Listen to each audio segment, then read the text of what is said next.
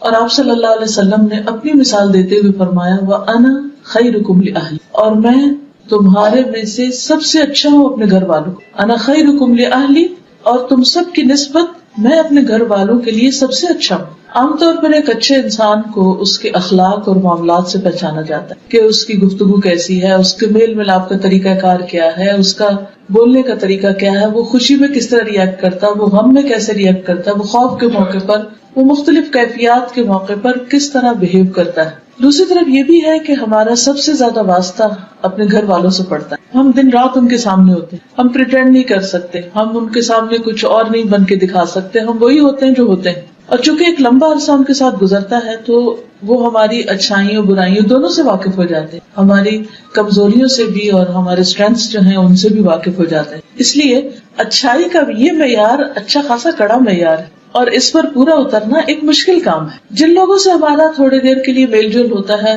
اگر ان کی کوئی بات بری بھی لگ جائے تو ہم عام طور پر درگزر کر جاتے ہیں اور کہتے ہیں تھوڑی دیر کی تو بات ہے، چلو چھوڑو جانے دو.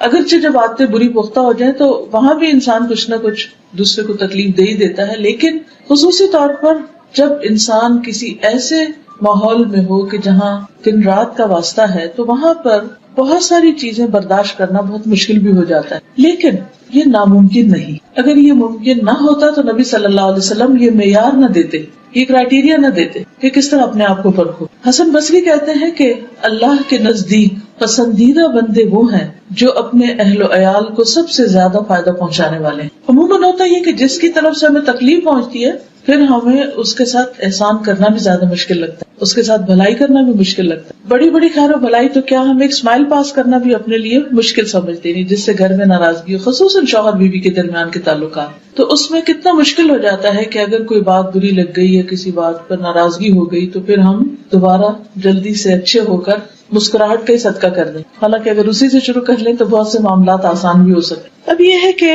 گھر والوں کے ساتھ اچھے معاملے یا ان کے حقوق کا خیال رکھنے کو سب سے بہترین اس لیے بھی بتایا گیا کہ ان کا حق ادا کرنا ہم پر فرض ہے.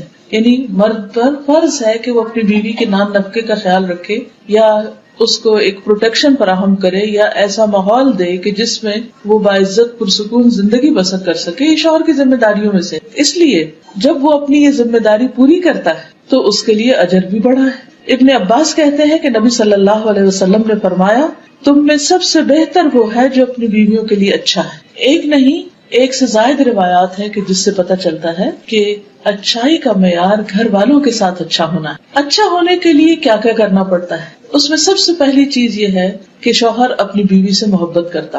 محبت تو اللہ ہی دلوں میں ڈالتا ہے، لیکن کوشش بھی کرنی پڑتی. اس کوشش میں پہلی چیز یہ ہوتی ہے کہ انسان دوسرے کی اچھائیوں پر غور کرے. اس کی برائیاں، اس کی کمزوریاں اگرچہ سامنے ہوں لیکن پھر بھی ان سے آنکھ بند کر لے اور جو دوسرے کی خوبیاں ہیں ان کو سامنے رکھے تو ایک دم دل بہتر ہو جائے گا. دوسرے کے احسان کو یاد رکھے. اور پھر خصوصاً اس وقت چونکہ خواتین میرے سامنے ہیں تو اس میں شوہر کی محبت حاصل کرنے کے لیے مطالبہ یا شکوہ یا شکایتیں یا ناراضگی یا ایٹیٹیوڈ دکھانا یا موڈ آف کرنا یہ فائدہ نہیں دیتا.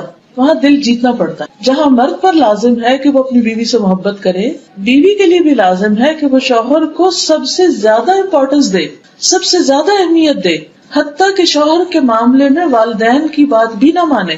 شوہر کا درجہ اتنا بڑا ہے. خرابی کہاں سے ہوتی؟ صرف ایک طرف سے نہیں ہوتی، دونوں طرف سے ہوتی. بعض اوقات ہم اپنے کسی دکھ درد کو لے کے بیٹھے ہوتے کہ ہمارا فلاں مطالبہ پورا نہیں ہوا یا ہم نے کہا تھا چیز لانے کے لیے کرنے کے لیے وغیرہ وغیرہ تو وہ نہیں ہماری بات مانی گئی، یا یہ ہے کہ ہماری بے عزتی کر دی گئی ہمارے پیرنٹس کے سامنے یا بہن بھائیوں کے سامنے، یا کوئی بھی شکایت ہو سکتی. شکایت کے 100 پہلو، یہ سب تو اپنی جگہ ہے. لیکن حقیقت یہ ہے اس کے باوجود ان چیزوں کو درگزر کر کے انسان اگر تھوڑی دیر کے لیے ان کو کنٹرول کر لے، جیسے شفا کے لیے کڑوی دوا بعض اوقات بہت ناگزیر ہو جاتی، اسی طرح باہمی تعلقات کو اچھا کرنے کے لیے ایسی باتوں کو پی جانا بہت فائدہ دیتا ہے. اس سے انسان کی قدر اور زیادہ بڑھ جاتی. اس لیے تالی دونوں ہاتھوں سے بجتی ہے، دونوں کو ہی ایک دوسرے کی قدر کی ضرورت ہے. لیکن شوہر اگر اس معاملے میں پہل کر لے، کیونکہ وہ قوام ہے، اس نے گھر کا نظام درست کرنا ہے، تو معاملات جلد درست ہو سکتے، زیادہ بہتر ہو سکتے. اور پھر اس معاملے میں ہم دیکھتے ہیں کہ نبی صلی اللہ علیہ وسلم کا اسوہ حسنہ کیا ہے. عمرو بن العاص کہتے ہیں کہ میں نے نبی صلی اللہ علیہ وسلم سے دریافت کیا کہ آپ کو سب سے زیادہ محبت کس سے ہے؟ فرمایا عائشہ سے. سچ بولا آپ نے اور اس محبت کا اظہار بھی کیا. تو انہوں نے پھر پوچھا اچھا مردوں میں سے کس سے؟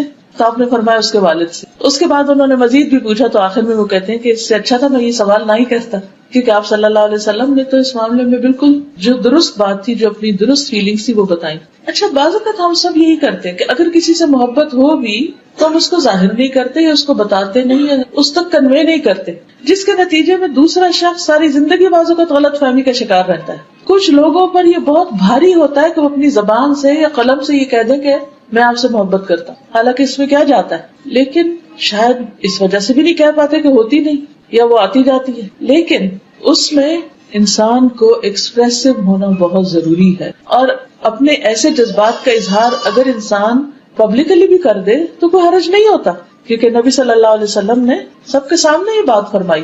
حضرت عائشہ کہتی ہیں کہ رسول اللہ صلی اللہ علیہ وسلم قبرستان بقیع سے واپس تشریف لائے تو میرے سر میں درد تھا.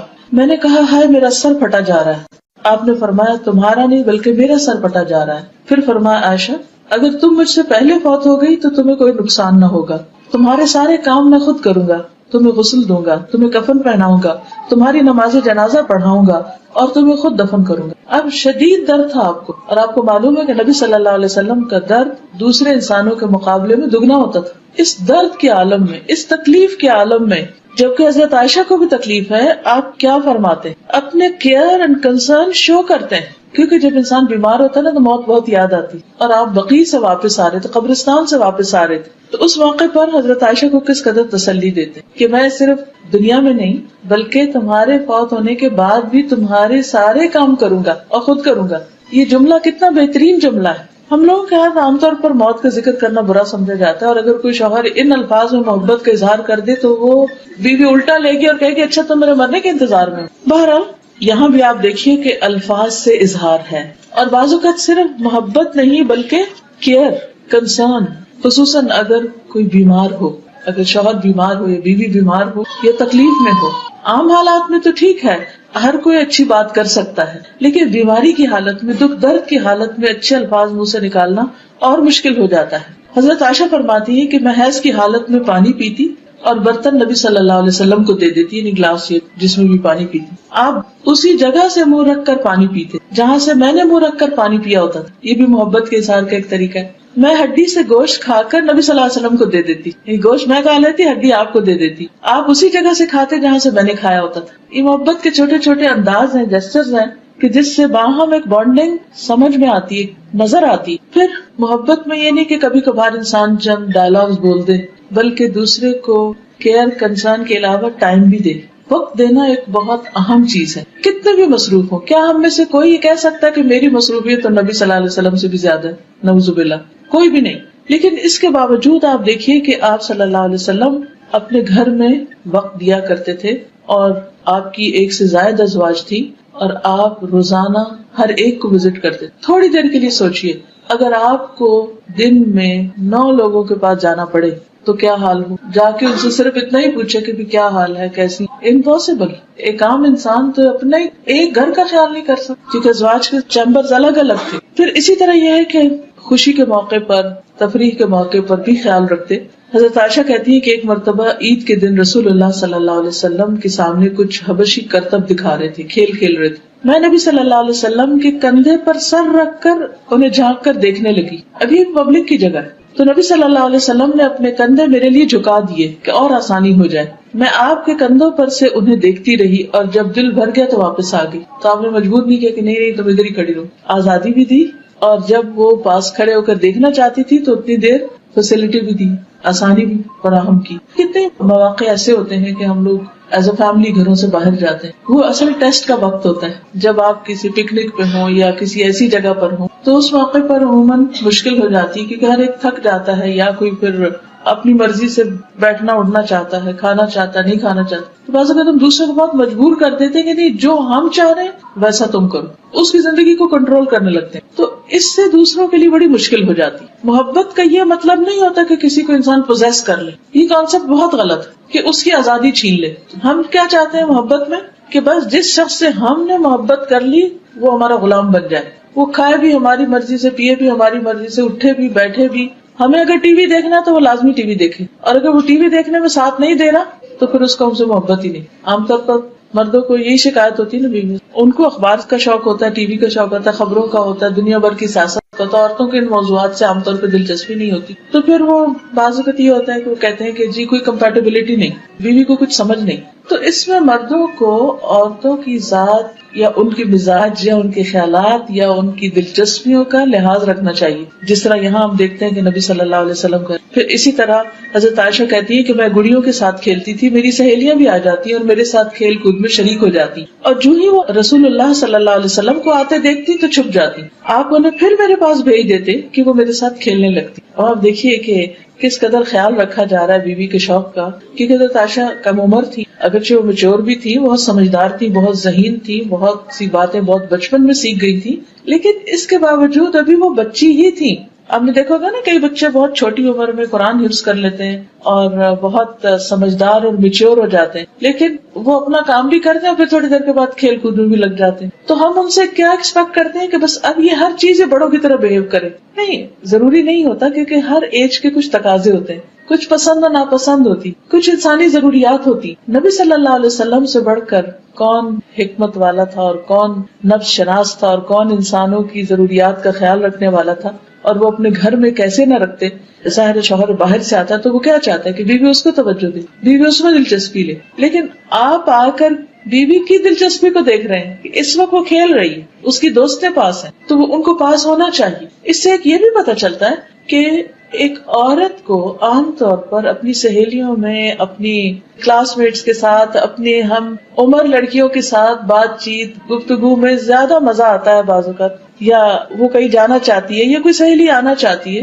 تو بہت دفعہ شادی کے بعد گھروں میں لڑائی جھگڑے اس لیے بھی ہو جاتے ہیں کہ شوہر ان کو کہیں جانے نہیں دیتے، کسی سے بات نہیں کرنے دیتے. اتفاق سے آج ہی ایک خاتون میرے پاس آئی ہوئی تھی تو کہنے لگی کہ میرے میاں شادی کے بعد 2 سال تک وہ نہ مجھے کہیں جانے دیتے، نہ فون پہ کسی سے بات کرنے دیتے. تو مجھے لگتا کہ میں تو پاگل ہو جاؤں گی، یعنی کہ کسی فیمیل فرینڈ کو بھی نہیں آنے دیتے. بعض اوقات ایسا بھی ہوتا ہے کہ خصوصاً اگر بچیاں باہر کے ملک میں شادی ہو کر جائیں، وہ بھی باہر سے ہی آئیں گی، وہاں نہ رشتے دار ہوتے ہیں نہ کوئی اور جان پہچان کے لوگ، ساتھ آس پاس بھی نان مسلمز بعض اوقات نیبرہڈ میں ہوتے ہیں، ان کے کلچر میں بہت فرق ہوتا ہے، ان سے ملنا جلنا مشکل ہوتا ہے. انسان کی فطرت میں ہے کہ وہ دوسروں کے ساتھ گھلے ملے، مل جل کے رہے، دوسروں کے ساتھ میل ملاقات اس کا رہے، کیونکہ مردوں کے لیے تو باہر بہت سا ایکسپوجر ہوتا ہے، اور کچھ نہیں تو 5 وقت اگر وہ مسجد نماز پڑھنے جاتے ہیں تو وہیں اپنی بہت سی باتیں شیئر کر لیتے ہیں. تو اسی طرح خواتین کو بھی ضرورت ہوتی ہے کہ وہ اپنی ہم جنس خواتین کے ساتھ گفتگو کریں، کیونکہ عموماً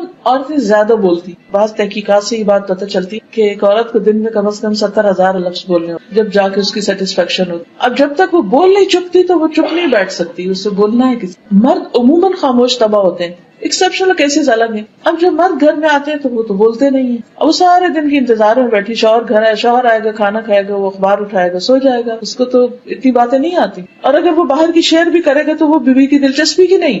تو یہ عورت کی ایک بہت فطری ضرورت ہے کہ وہ اپنی جیسی، اپنی پسند کی، اپنے مزاج سہیلیوں کے ساتھ بات چیت کرے، کیونکہ وہ کپڑے کی بھی کرے گی، زیور کی بھی کرے گی، ریسیپی شیئر کرے گی، وہ بچوں کے مختلف مسئلے مسائل بھی ڈسکس کرے گی، اور اس سے اس کی مینٹل گروتھ ہوتی ہے، میچورٹی ہوتی ہے. اس کے کام کی نوعیت کے اعتبار سے اس کی یہ ضرورت ہوتی ہے. تو جو شوہر اپنی بیویوں کو ہر طرف سے بند کر لیتے ہیں، اپنے ہی کنٹرول میں رکھتے ہیں، حتیٰ کہ بعض اوقات ماں باپ سے بھی نہیں ملنے دیتے، یہاں تک بھی ظلم دیکھا گیا ہے، خاص روک دیا جاتا ہے کہ نہیں ماں باپ سے بھی نہیں ملنا. تو اب کیا ہوتا ہے، بیوی کا نروس بریک ڈاؤن ہوتا ہے، اس پہ فٹس پڑنے لگتے ہیں، وہ بیمار ہونے لگتی ہے، وہ ڈپریشن میں آنے لگتی ہے، اور اس سے اور معاملات خراب ہوتے ہیں. اس لیے ہر معاملے میں اعتدال ضروری ہے. اور کوئی بھی خاتون کسی خاتون سے صرف شوہر کی یا سسرال کی برائیاں کرنے کے لیے دوستی کر لے، کیونکہ عموماً تو یہی ہوتا ہے نا کہ اٹھایا فون اور کہا آج ساس نے یہ کیا، فلاں نے یہ کیا، فلاں نے یہ کیا. یہ بھی انتہائی غلط ہے، یہ رویہ بھی سخت ناپسندیدہ ہے. تو دونوں ہی طرف سے اعتدال ضروری ہے. پھر اسی طرح نبی صلی اللہ علیہ وسلم اس حد تک خیال رکھتے تھے کہ کبھی کبھار دوڑ بھی لگاتے تھے حضرت عائشہ کے ساتھ. حضرت عائشہ کہتی ہے کہ وہ ایک سفر میں نبی صلی اللہ علیہ وسلم کے ساتھ تھی، میں نے آپ کے ساتھ پیدل دوڑ لگائی اور میں جیت گئی. پھر میرا جسم بھاری ہو گیا کچھ، میں نے آپ کے ساتھ پھر دوڑ لگائی، اس مرتبہ آپ جیت گئے. تو آپ نے فرمایا آج کی یہ جیت پچھلی ہار کا بدلہ ہے، یعنی میں نے بدلہ لے لیا. مذاق میں کہا. تو اب آپ دیکھیے کہ آج کے دور میں کوئی بھی مذہبی شخص یا دیندار شخص، اس سے یہ توقع نہیں کی جا سکتی کہ وہ اپنی بیوی کے ساتھ کہیں دوڑ لگائے یا کسی کھیل میں شریک ہو یا اس کو کھیل دکھائے. عموماً جب ہم دین کی طرف آتے ہیں تو ہم یہ سمجھتے ہیں کہ شاید دین صرف نماز روزے کا نام ہے اور یہ جو دنیا کے معاملات ہیں یہ شاید اس کا حصہ نہیں. حالانکہ اگر ان کو بھی حدود کے اندر رہ کے کیا جائے تو یہ بھی عبادت ہے، کیونکہ نبی صلی اللہ علیہ وسلم کی سنت کی پیروی میں ہوں گے نا. پھر اسی طرح یہ ہے کہ نبی صلی اللہ علیہ وسلم حضرت عائشہ کے آرام کا بہت خیال رکھتے تھے، کیونکہ عموماً جھگڑے فساد لڑائیاں چھوٹی چھوٹی باتوں پر ہوتے. اگر آپ کسی سے پوچھیں نا کہ میاں سے لڑائی تو کس بات پر ہوئی، جب میرے پاس کوئی اس طرح کا معاملہ لے کر تو میں کہتی کہ کیا مسئلہ کیا تھا، اور آپ یقین کریے کہ 90% چھوٹی سی کوئی بات ہوتی ہے جس سے کوئی معاملہ خراب ہو جاتا ہے. مثلاً اگر بیوی سو رہی ہے اور شوہر نے دھڑ سے دروازہ بند کر دیا تو وہ اٹھتے ہی سوئے سوئے غصے میں بولنا شروع کر دے گی، وہ غصے میں بولے گا، نیند خراب ہوگی، اٹھ کے ایک طرف چلا جائے گا، وہ دوسری طرف. تو یہ چھوٹے چھوٹے لڑائی جھگڑے جو ہیں یہ گھر کے ماحول کو خراب کر دیتے. حضرت عائشہ کہتی ہیں کہ نبی صلی اللہ علیہ وسلم میرے پاس میری باری کی رات میں تھے. آپ نے کروٹ لی اور اپنی چادر اوڑھ لی اور جوتے اتارے اور ان کو اپنے پاؤں کے پاس رکھ دیا اور اپنی چادر کا کنارہ اپنے بستر پر بچھایا اور لیٹ گئے. اور آپ اتنی ہی دیر ٹھہرے کہ آپ نے گمان کر لیا کہ میں سو چکی ہوں. آپ نے آہستہ سے اپنی چادر لی اور آہستہ سے جوتا پہنا، آہستہ سے دروازہ کھولا اور باہر نکلے، پھر دروازے کو آہستہ سے بند، یعنی ہر چیز آہستہ سے، جوتے آہستہ سے اتارے، جوتے آہستہ سے پہنے، دروازہ آہستہ کھولا، دروازہ آہستہ بند، آہستہ سے باہر نکلے. کتنے شوہر اور بیوی ہیں جو سوتے ہوئے ایک دوسرے کے لیے اتنے کیئرنگ ہو کہ دوسرا شخص سو رہا ہے تو مجھے اس کو ڈسٹرب نہیں کرنا. کچھ لوگوں کو نیند بڑی مشکل آتی ہے، کچھ کو نیند ایک دفعہ کھل جائے تو ان کو دوبارہ نیند نہیں آتی، کئی طرح کے نفسیاتی مسائل ہوتے ہیں. تو ایسی صورت میں دوسرے کا لحاظ رکھنا اور دوسرے کو اپنی ذات سے تکلیف نہ دینا، یہی گھریلو زندگی میں خوشحالی کا راز ہے. پھر اسی طرح آپ دوسروں کو بھی اس بات کی تلقین کرتے تھے کہ عورتوں کے ساتھ نرمی کا سلوک کیا جائے. حضرت انس کہتے ہیں کہ نبی صلی اللہ علیہ وسلم اپنی ازواج مطہرات کے پاس تشریف لائے. اونٹ ہانکنے والا اونٹوں کو تیز ہانک رہا تھا، جیسے کوئی ڈرائیور تیز ڈرائیو کر رہا ہو، جھٹکے لگ رہے ہیں اور دھکے پڑ رہے ہوں. اس کا نام انجشا تھا. آپ نے فرمایا اے انجشا تیری خرابی ہو، تم اونٹوں کو آہستہ آہستہ چلاؤ، نازک آبگینے سوار ہیں. ویحک یا انجشا سوقت بالقواریر، قواریر کہتے ہیں کرسٹل کو، قواریر من فضة، یعنی خواتین جو ہیں ان کے دل شیشے کی طرح ہوتے، بہت جلدی ٹوٹتے. اور ایک حقیقت ہے کہ ہم سب اچھی طرح جانتے ہیں کہ چھوٹی سی بات بعض اوقات ہم محسوس کر لیں، بعض اوقات بڑی بڑی باتوں کی پرواہ نہیں کرتے، کیونکہ ہمارے مزاج کے اندر جسمانی تبدیلیوں کی وجہ سے بھی کئی تبدیلیاں آتی رہتی، کبھی پوسٹ نیٹل اور کبھی پیدائش کے بعد اور کبھی پریگنینسی میں اور کبھی پیریڈ سے پہلے اور کبھی اس کے بعد اور کبھی پھر جب مینوپاز شروع ہو جاتا ہے، بڑھاپے کے مسائل، 100 طرح کے مسائل ہوتے ہیں. عورت اپنی زندگی میں جسمانی اعتبار سے فزیکلی بہت ساری چینجز میں سے گزرتی ہے، تبدیلیوں میں سے اور حالت بدلنے سے. تو اس لیے بہت ضروری ہے کہ اس کے ان مخصوص حالات کا خیال رکھا جائے. پھر اسی طرح نہ صرف یہ کہ سواری کو آہستہ چلانے کی بات، بلکہ سواری پر سوار کراتے ہوئے بھی آپ مدد دیتے.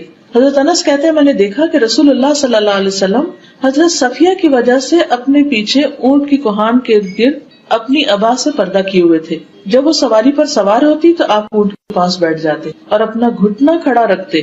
حضرت صفیہ اپنا پاؤں آپ کے گھٹنے پر رکھ کے سوار ہوتی. آپ دیکھیے کہ کس قدر کیا ہے، کیونکہ کبھی آپ نے سے اونٹ پہ سوار ہوا، آپ کو معلوم ہوگا کہ اس کی سواری بہت مشکل ہے. تو ایون اونٹ پہ چڑھنا بھی ایک مشکل کام ہے. بیٹھے ہوئے اونٹ پہ چڑھا جاتا ہے لیکن وہ بھی مشکل ہے. تو آپ صلی اللہ علیہ وسلم خود پاس کھڑے ہو جاتے، اپنا گھٹنا رکھتے، وہ اس پر ایک طرح سے سیڑھی بنا کے پھر اوپر چڑھتی. آج آپ دیکھیے کہ کون مرد ہوگا جو اتنے لاڈ کرے، اور پھر یہ پبلک میں ہو رہا ہے اور اس میں آپ کوئی شرمساری محسوس نہیں کر رہے، اور حضرت انس دیکھ بھی رہے ہیں کہ آپ کیا کر رہے ہیں اور پھر اس کو آگے روایت بھی کرتے ہیں. یہ بھی سنت ہے، یہ چیزیں بھی نبی صلی اللہ علیہ وسلم کا طریقہ ہے. اگر ہم اپنے گھروں کے اندر چھوٹی چھوٹی چیزوں میں ایک دوسرے کے مددگار بن جائے تو بہت سے حالات اور معاملات درست ہو سکتے ہیں. پھر اسی طرح اپنے سے زیادہ دوسروں کی فکر کرنا، یہ بھی بہت اہم ہے. حضرت انس کہتے ہیں کہ میں اور ابو طلحہ خیبر سے واپس آ رہے تھے اور نبی صلی اللہ علیہ وسلم کے پیچھے حضرت صفیہ سوار تھی کہ اچانک رسول اللہ صلی اللہ علیہ وسلم کی اونٹی پھسل گئی اور رسول اللہ صلی اللہ علیہ وسلم اور حضرت صفیہ دونوں گر گئے. ابو طلحہ تیزی سے وہاں پہنچے، کہنے لگے یا رسول اللہ، اللہ مجھے آپ پر قربان کرے، کوئی چوٹ تو نہیں آئی؟ آپ نے فرمایا نہیں، خاتون کی خبر لو، یعنی مجھے چھوڑو، ان کی خبر لو. چنانچہ ابو طلحہ اپنے چہرے پر کپڑا ڈال کر ان کے پاس پہنچے اور حضرت صفیہ پر کپڑا ڈال دیا. اس کے بعد سواری کو دوبارہ تیار کیا، پھر ہم سب سوار ہو گئے. پھر اسی طرح اہم مواقع پر آپ مشورہ بھی لیتے تھے، جیسے صلح حدیبیہ کے موقع پر حضرت ام سلمہ کے مشورے سے آپ نے اپنا احرام کھولا اور باقی صحابہ نے پھر آپ کو دیکھ کر احرام کھولا، کیونکہ آپ اس وقت بہت ڈسہارٹنڈ تھے کہ آپ نے جب لوگوں سے کہا کہ تم اب اپنے احرام کھول دو، ہم عمرے کے لیے نہیں جا سکتے، تو کوئی اپنی جگہ سے نہیں ہلا، کیونکہ کوئی ذہنی طور پہ تیار ہی نہیں تھا کہ اتنے 100 میل سے آئے ہیں ہم عمرہ کرنے اور عمرہ کیے بغیر ہم واپس کیسے جائیں. لیکن حضرت ام سلمہ کے پاس جب آپ نے جا کر لوگوں کے یہ طرز عمل بیان کیا تو انہوں نے مشورہ دیا کہ آپ شروع کر لیجئے، آپ کو دیکھ کے باقی بھی کر لیں گے، اور واقعی ایسا ہوا اور ایک بہت سنگین معاملہ جو تھا وہ آسان ہو گیا، حل ہو گیا. پھر اسی طرح یہ ہے کہ نبی صلی اللہ علیہ وسلم جب آخری عمر میں بیمار ہوتے ہیں تو اس بیماری میں بھی اپنی ازواج کا خیال رکھتے ہیں. ہشام اپنے والد عروہ سے روایت کرتے ہیں کہ رسول اللہ صلی اللہ علیہ وسلم اپنے مرض الموت میں بھی ازواج مطہرات کی باری کی پابندی کرتے تھے. البتہ یہ دریافت فرماتے کہ کل مجھے کہاں